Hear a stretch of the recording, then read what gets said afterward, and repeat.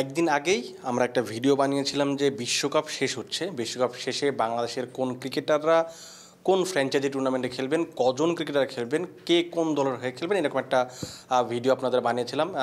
সেটা নিয়ে আলোচনা করব, কিন্তু নতুন একটা তথ্য দিবে এবং নতুন একটা তথ্য নিয়ে যে বাংলাদেশের মানুষের সবসময় আক্ষেপ বাংলাদেশের ক্রিকেটারদের কেন ফ্র্যাঞ্চাইজি ক্রিকেটে যখন ডাকা হয়, মানে এমনিতেই দল পান না খুব বেশি ক্রিকেটার, কিন্তু যখন ডাকা হয় তখন কেন এনওসি দেওয়া হয় না, সেই আক্ষেপটা খুব সম্ভবত এবার ঘুষতে যাচ্ছে। কারণ হচ্ছে যে ক্রিকেটাররা যে তিনটা ফ্র্যাঞ্চাইজি টুর্নামেন্টে দল পেয়েছেন তাদের প্রত্যেককেই এনওসি দেওয়া হচ্ছে বিসিবির পক্ষ থেকে। যেহেতু আফগানিস্তানের একটা সিরিজ ছিল জুলাইয়ের শেষ দিকে বা 19 তারিখের দিক থেকে খুব সম্ভবত ভারতের নয়দায়, সেই সিরিজটা যেহেতু স্থগিত হয়ে গেছে বিসিবির চাওয়াতে, কারণ বিসিবি চাচ্ছিল যে ওই সময় যেহেতু কন্ডিশনের একটা ইস্যুস আছে এবং যেহেতু এশিয়ার যে অঞ্চলটা, এশিয়াতে এই সময়টাতে জুন থেকে সেপ্টেম্বর পর্যন্ত বর্ষাকাল থেকে বৃষ্টিপাত হয়, এবং যেহেতু বাংলাদেশে আপনার কিছু ক্যাম্প ছিল টাইগার্সের, এই সব কিছু মিলিয়ে বিসিবি আসলে অনুরোধ করে আফগানিস্তান ক্রিকেট বোর্ডের কাছে যে এই সিরিজটা আবার স্থগিত করা যায় কিনা। শেষ পর্যন্ত কিন্তু বিসিবির অনুরোধ আফগানিস্তান ক্রিকেট বোর্ড রেখেছে এবং এইটা আসলে কি বলে স্থগিত হয়েছে। এবং যেহেতু স্থগিত হয়ে গেছে, আগামী আগস্ট পর্যন্ত, মানে পাকিস্তান সফরের আগ পর্যন্ত বাংলাদেশকে ইন্টারন্যাশনাল ক্রিকেট খেলতে হবে না। অর্থাৎ খুব সম্ভবত আগস্টের মাঝামাঝি বা তৃতীয় সপ্তাহে বাংলাদেশ পাকিস্তান সফরে যাবে দুটো টেস্ট খেলার জন্য।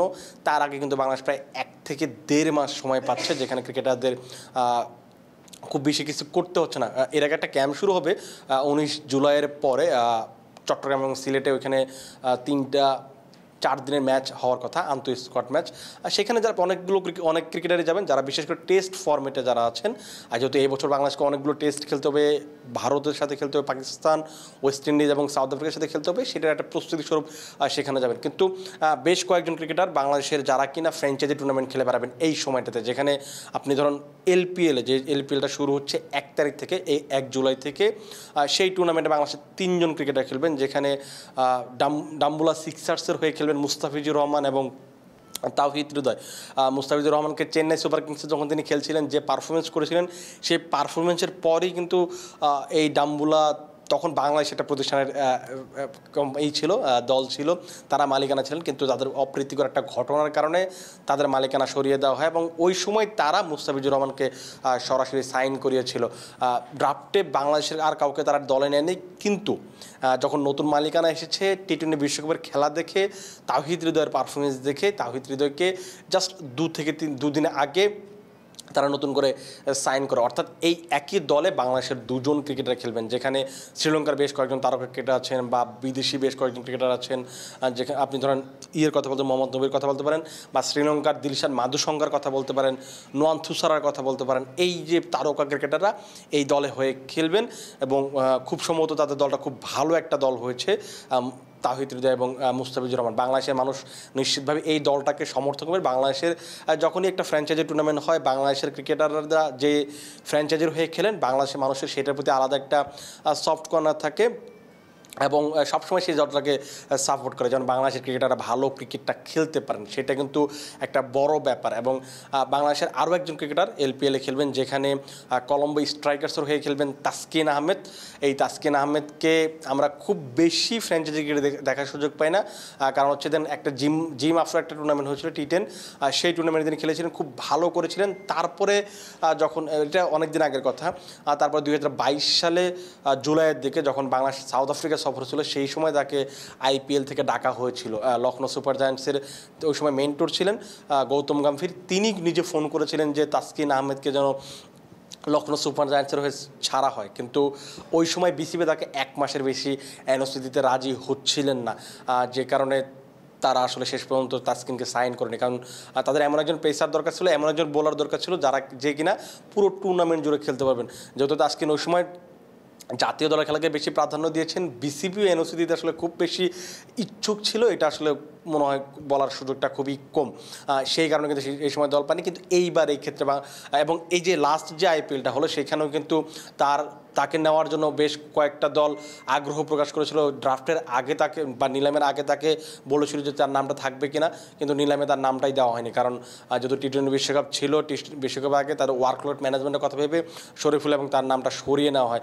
এই কারণে কিন্তু আইপিএলে তাকে মানে আগ্রহ থাকার পর আইপিএলে তিনি খেলতে পারেন। এইবার অবশ্য তাসকিনের সঙ্গে এই ব্যাপারটা ঘটছে না।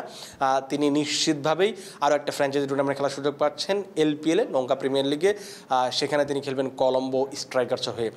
সেই দলটাতে বেশ কয়েকজন তারকা ক্রিকেটার আছেন, তার মাঝে আপনি হয়তো বলতে পারেন যে শাদাব খানের কথা বিশেষ করে বলতে পারেন। পাকিস্তানের অলরাউন্ডার, পিএসএলে ভালো ক্রিকেট খেলেন, জাতীয় দলের হয়তো সাম্প্রতিক সময়ে ভালো দল যাচ্ছে না। এখানে আপনি শ্রীলঙ্কার সবচেয়ে বড় যে তারকা বলতে পারেন সেটা হচ্ছে মাথিসা পাথিরানা। তার সঙ্গে একটা বড় জুটি আমরা হয়তো দেখব। দুজনের যে পেস ভেরিয়েশন, দুজনের যে পেস বোলিং, একেবারে এখনকার টপ কয়েকজন পেসারের মাঝে এই দুজনের নাম নিশ্চিতভাবেই থাকবে, তাসকিন এবং মাথিসা পাথিরানা। তাদের দুজনকে আমরা জুটি বেঁধে একসঙ্গে বোলিং করতে হয়তো দেখতে পাবো। আমরা এরকম একটা জুটি দেখেছিলাম আইপিএলে, যখন চেন্নাই সুপার কিংসের হয়ে মুস্তাফিজুর রহমান খেলেছিলেন। তার সঙ্গে দারুণ একটা বন্ধুত্ব হয়েছিল মাথিসা পাথিরানার। এবার হয়তো আমরা সেই বন্ধুত্বটা তাসকিনের সঙ্গে দেখব। বাংলাদেশের মানুষও হয়তো, বাংলাদেশের সমর্থকরা হয়তো এই জুটিটা দেখার জন্য মুখিয়ে আছেন। এই তো গেলে এলপিএলের গল্প। এরপর 5 তারিখ থেকে 5 জুলাই থেকে শুরু হচ্ছে মেজর লিগ ক্রিকেট। আপনারা হয়তো মেজর লিগ ফুটবল শুনে অভ্যস্ত, যারা মেসি ভক্ত, আর্জেন্টাইন ভক্ত। মেসির জন্য হয়তো আপনার ইন্টার মায়ামি কিংবা এই যে মেজর লিগ সকার, ফুটবল যাই বলেন না কেন, এইসব শুনে অভ্যস্ত। কিন্তু মেজর লিগ ক্রিকেটও হয় যুক্তরাষ্ট্রে, সেটার এবারে দ্বিতীয় মৌসুম বসতে যাচ্ছে এবং এই মৌসুমে বাংলাদেশের একমাত্র ক্রিকেটার হিসেবে খেলবেন Shakib Al Hasan. Los Angeles Knight Riders, তার নাইট রাইডার্স নামটাই যখন আপনি বলবেন তখন সাকিবের নামটা অবশ্যই ভেসে আসবে।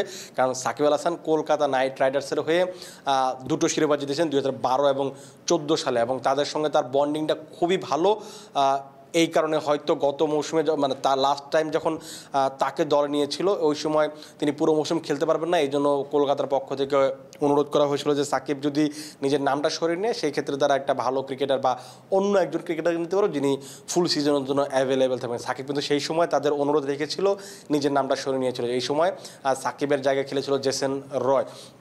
তো সাকিবের সঙ্গে যে ওই বন্ডিংটা ছিল, এবং সাকিব যে বাংলাদেশের ক্রিকেটের যে ধরনের পারফরমেন্স বা অন্যান্য কলকাতার হয়ে যে ধরনের পারফর্ম করেছেন, বিশেষ করে বল হাতে, তেমন পারফরমেন্সের পর দল পাওয়াটা অনুমেয় ছিল। এবং কলকাতার সঙ্গে আবার পুরনো একটা বন্ধুত্ব যেহেতু আছে, তারাই দল নিয়েছে। এবং আমরা আরও একবার নাইট রাইডার্স ফ্যামিলিতে সাকিব আল হাসানকে দেখবো। ওরকম একটা আবার হয়তো সাকিবকে নাইট রাইডার্সের জার্সিতে শিরোপা জিততে দেখবো। মানুষ হয়তো সবাই এইভাবে দেখতে চাইবে। 5 তারিখে সেই টুর্নামেন্টটা শুরু হচ্ছে। একমাত্র বাংলাদেশের প্রতিনিধি সাকিব আল হাসান থাকছেন, অন্তত একজন তো অবশ্যই থাকছেন। আর একটা টুর্নামেন্ট হবে এই জুলাই শেষ দিকে 25 তারিখের দিকে শুরু হবে খুব সম্ভবত, কানাডার গ্লোবাল টি20। এই টুর্নামেন্টও আপনাদের কাছে বেশ চেনা জানা, কারণ গত মৌসুমে বাংলাদেশ থেকে 2জন ক্রিকেটার খেলেছিলেন, সাকিব আল হাসান এবং লিটন দাস। মন্ট্রিয়াল টাইগার্সের হয়ে খেলেছিলেন সাকিব আল হাসান এবং সারেজ জাগার্সের হয়ে খেলেছিলেন লিটন দাস। তো এই 2জন ক্রিকেটারের মাঝে এবার সাকিব আল হাসান থাকছেন, কিন্তু লিটন দাস দল পাননি, যেখানে তিনি খেলবেন বাংলা টাইগার্স মিসিসাগার হয়ে।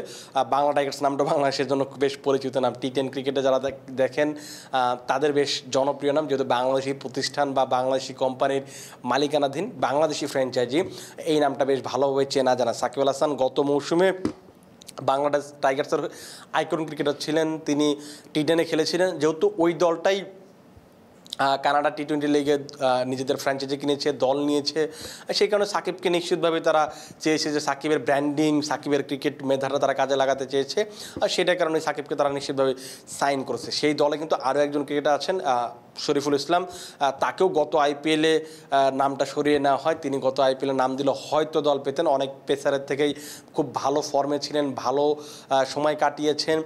গত 1 বছর ধরে যে ধরনের পারফরমেন্স করছেন তার দল পাওয়াটা খুব যৌক্তিক ছিল। তিনি যদি দল পেতেন সেটা খুব ভালোই হতো, কিন্তু শেষ পর্যন্ত যেহেতু নামটা দেননি এই কারণে তার দলটা পাওয়া হয়নি। আর যেটা বলছিলাম যে এই যে বাংলা টাইগার্স মিসিসাগার হয়ে শরীফুল ইসলামও খেলবেন, যদিও এই বিশ্বকাপে তিনি ম্যাচ খেলার সুযোগ পাননি, তার একটা হাতের ইঞ্জুরি ছিল। ফিট হওয়ার পরও একাদশে আসলে তানজিম সাকিব বা অন্যান্য যেভাবে পারফর্ম করছিলেন এই কারণে হয়তো সুযোগটা মেলেনি। আমরা 2জন বাংলাদেশকে দেখব বাংলা টাইগার্সের বাংলাদেশি প্রতিষ্ঠানের হয়ে খেলতে, এবং আরও আছে আরও 2জন ক্রিকেটার এই টুর্নামেন্টে খেলবেন, যেখানে মন্ট্রিয়াল টাইগার্সের হয়ে খেলবেন মোহাম্মদ সাইফুদ্দিন।